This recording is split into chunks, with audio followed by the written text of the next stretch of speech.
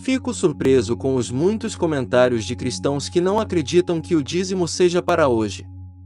Muitos expressaram a crença de que o dízimo era feito apenas no Antigo Testamento e, portanto, não deveria fazer parte da vida de um crente. Alguns comentários sobre o tema me fizeram pensar se o dízimo está restrito ao Antigo Testamento ou não. A prática do dízimo é uma coisa tão ruim para o crente de hoje. Vamos mergulhar e ver o que a Bíblia tem a dizer sobre o dízimo e, mais importante, nosso coração. Mas antes fiquem com a vinheta do nosso canal.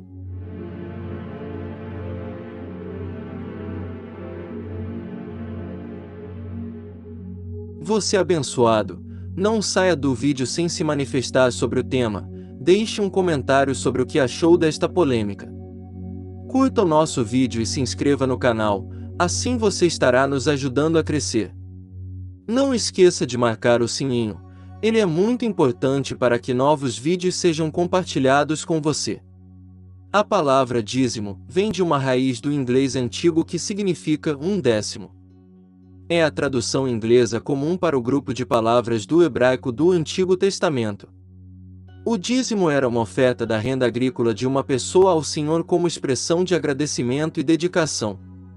Na economia agrícola do Antigo Testamento, os dízimos não eram pagos em dinheiro, ouro ou bens, mas em colheitas ou gado, pois apenas os frutos agrícolas da terra prometida deveriam ser dizimados, não outras formas de renda. Embora hoje em dia geralmente pensemos no dízimo como 10%, como resultado, aparentemente há 3 dízimos no Antigo Testamento, 2 a cada ano e 1/3 a cada 3 anos, ou uma média de 23,3% da produção anual da terra. Havia também provisão para ofertas voluntárias e doações pessoais acima e além do dízimo, para que o dízimo nunca ficasse sozinho.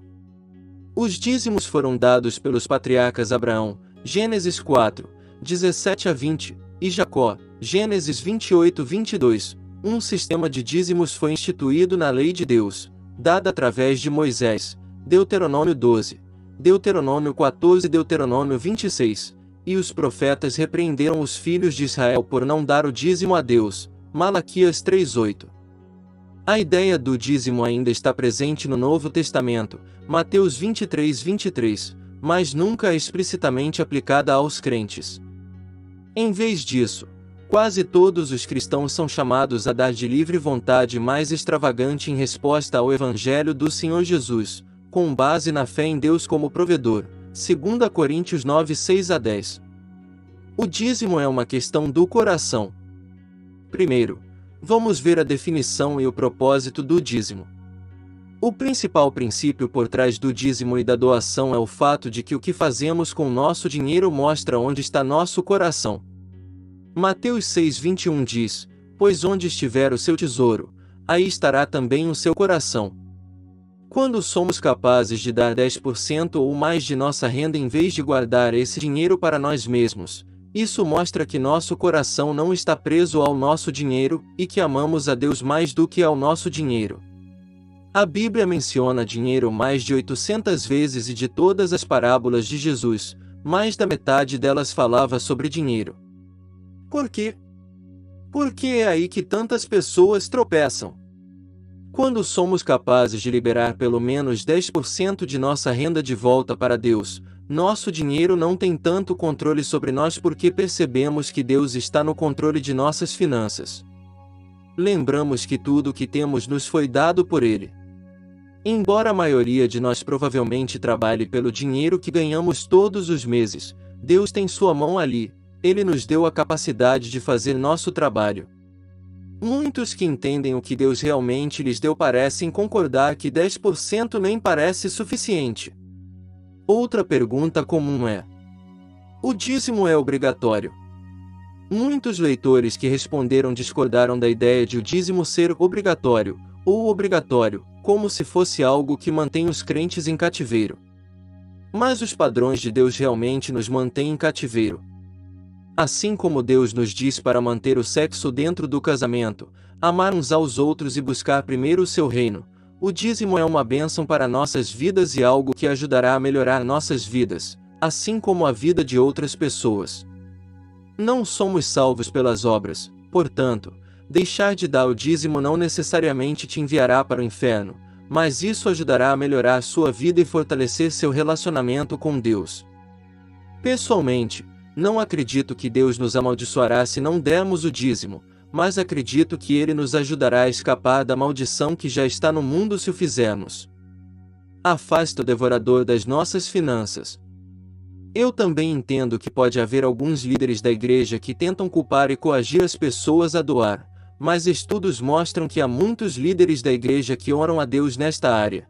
A maioria deles quer compartilhar o melhor de Deus com as pessoas que amam e foram encarregados de liderar. Lei do Antigo Testamento versus práticas do Novo Testamento.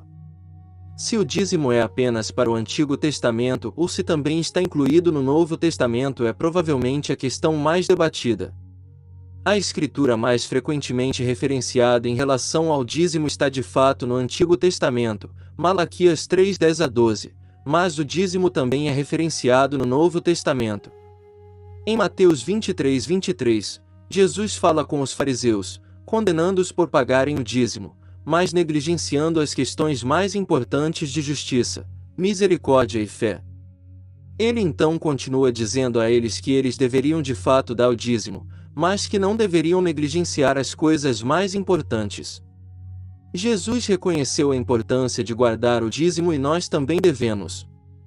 Existem muitas práticas no Antigo Testamento que não fazem sentido para nós hoje, mas muitas dessas formas antigas são transferidas para a lei da graça do Novo Testamento como parte da promessa de Cristo de não abolir a lei, mas cumpri-la. Mateus 5:17. Por exemplo, não sacrificamos mais animais, mas como crentes, somos chamados a nos oferecer como sacrifício vivo. Romanos 12:1. Os homens não precisam mais ser circuncidados, mas todos nós temos uma circuncisão do coração pelo Espírito Santo. Romanos 2:29. A maioria de nós não tem grãos e produtos para levar para o armazém, mas temos renda da qual podemos trazer o primeiro décimo para a igreja. Em outras palavras, só porque algo está escrito no Antigo Testamento não significa que não tem aplicação para nós hoje de uma forma ou de outra. Um irmão falou uma vez sobre esse princípio que achei perspicaz. Quando penso em cristãos se perguntando se o dízimo é ordenado na Bíblia, é um ensino do Antigo Testamento ou do Novo Testamento, me pergunto quantos desses cristãos enviam de volta as muitas bênçãos bíblicas que Deus deu ao seu povo no Antigo Testamento. Quantas pessoas, quando são abençoadas e recebem esperança através da menção das obras de Deus, palavras, através das escrituras do Antigo Testamento dizem, eu não recebo esta ou aquela bênção ou confirmação porque está no Antigo Testamento. Embora seja verdade que não estamos mais sob a velha lei, que estamos sob a graça, não devemos esquecer o propósito da graça, nos ajudar a viver para Deus e fazer as coisas que Ele quer que façamos.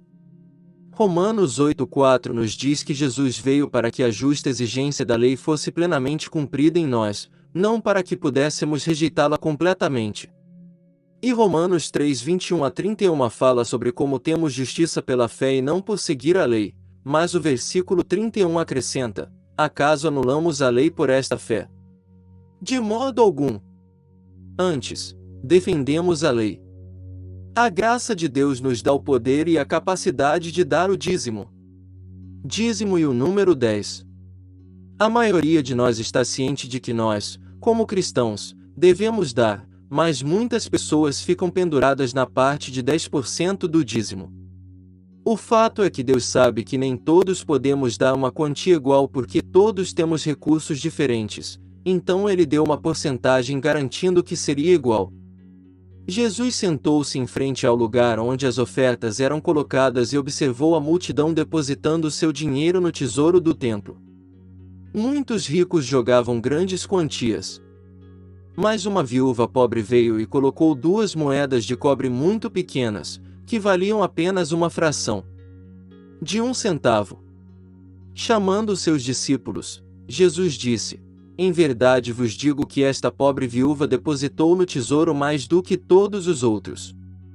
Todos eles deram de suas riquezas, mas ela, da sua pobreza, deu tudo o que tinha para viver.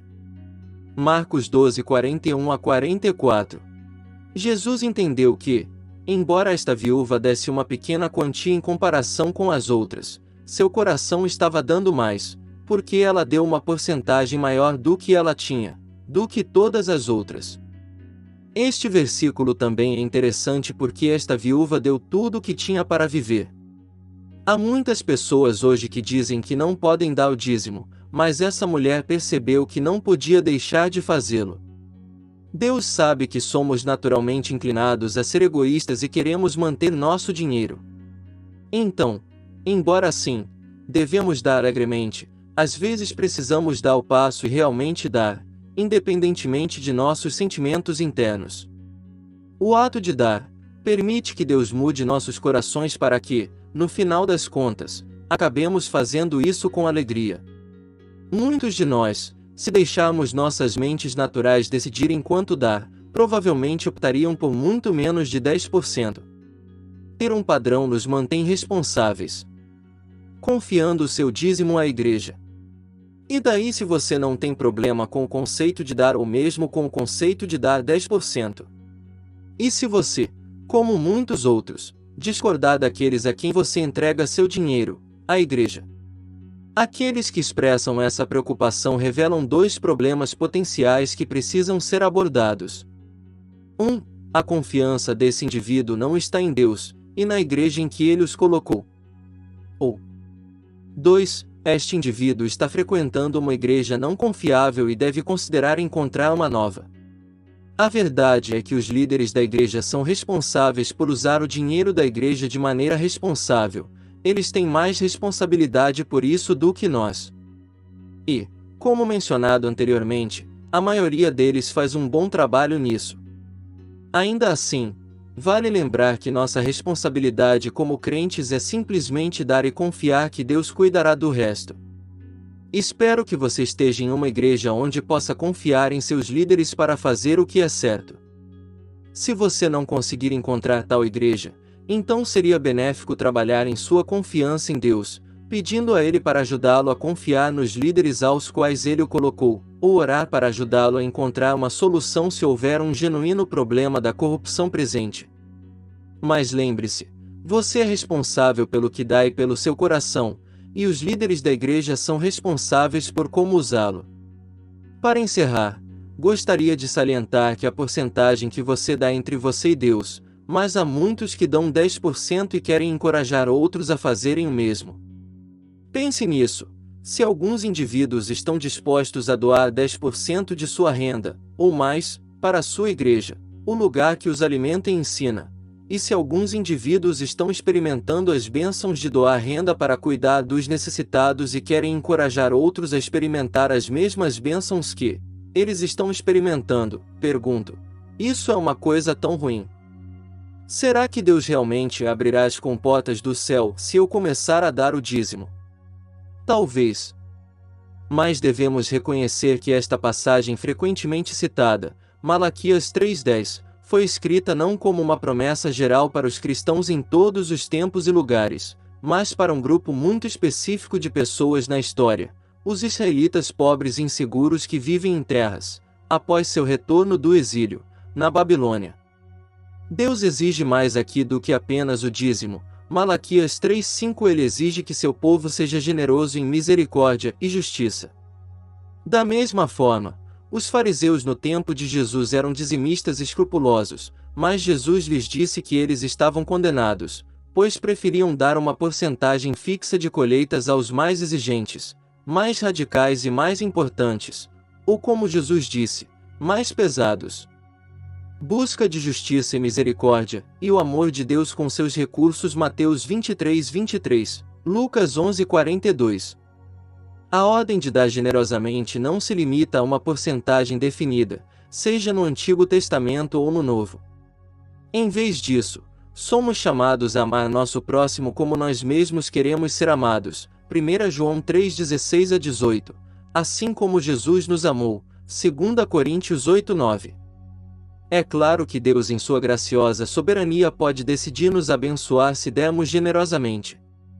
Por exemplo, O apóstolo Paulo ensinou aos coríntios que eles seriam abençoados se contribuíssem para a coleta para os pobres, para que eles se tornassem ricos de todas as maneiras, para que vocês sejam generosos em todas as ocasiões, 2 Coríntios 9:11.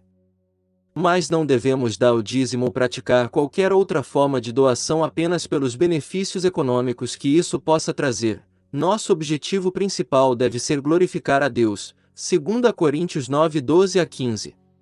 Deus é maravilhoso em tudo, irmão. Ele deixou tudo explicado em detalhes a nós. Então, através de sua palavra podemos definir as nossas obrigações a serem feitas, como também tudo aquilo que fazemos pelo amor e pela nossa fé. Espero que tenham gostado e que tenham captado os ensinamentos e as inspirações de Deus sobre sua boa e perfeita obra. Não esqueçam de se inscrever no canal. Vai lá agora, aproveite para assistir alguns dos nossos vídeos, tenho certeza que será edificado. Deus abençoe a todas e até a próxima.